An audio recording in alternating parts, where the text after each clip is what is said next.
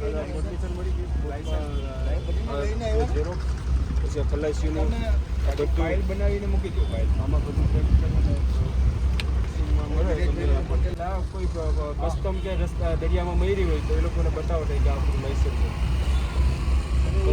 આપણે ફારૂકભાઈ દીવમાં સાગર પૂજન સાથે માછીમારીનો પ્રારંભ. માછીમારોમાં નવો જોશ. દીવમાં સાગર પૂજન સાથે માછીમારીનો આજથી વિધિવત પ્રારંભ થયો. ચોમાસા દરમિયાન માછીમારી ઉપર પ્રતિબંધ હોય છે.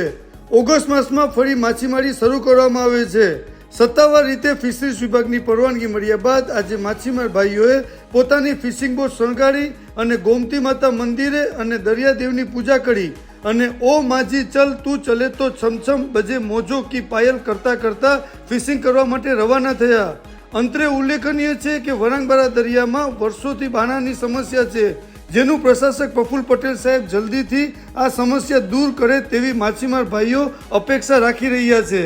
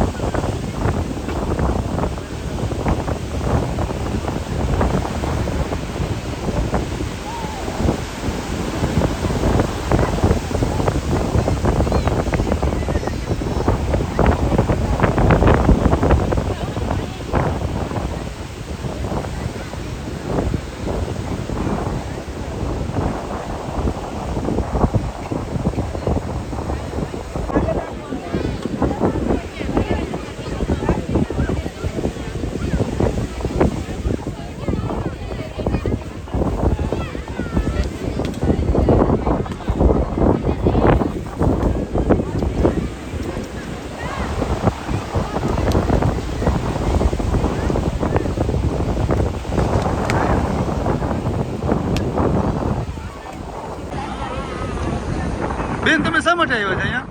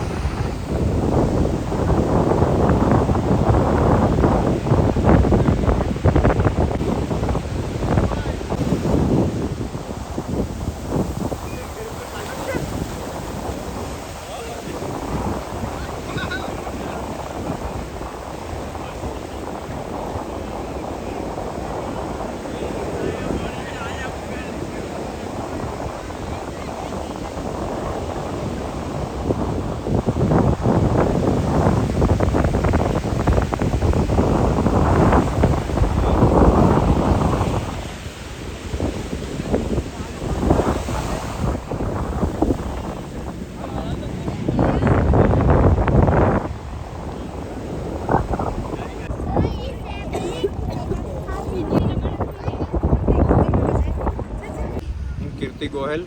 આજે વણાકબારા ખાતે માછીમારીનો વ્યવસાયિક વાર્ષિક ધંધો આજથી શુભ શરૂઆત થવા જઈ રહી છે. કાયદાકીય રીતે અમને 1 ઓગસ્ટથી મંજૂરી મળી જતી હોય છે, પણ વાતાવરણ અને બીજી એક સામૂહિક બધાની એક ભાવના એવી હતી કે વાતાવરણ આપણે ખરાબ થતું હોય છે ધંધાના ટાઈમે, એટલે 15મી ઓગસ્ટથી આપણે આ ધંધાની શુભ શરૂઆત કરશું. જેના ભાગરૂપે આજે તમામ માછીમારો પોતપોતાના ધંધાકીય વર્ષની શરૂઆત કરવા જઈ રહ્યા છે.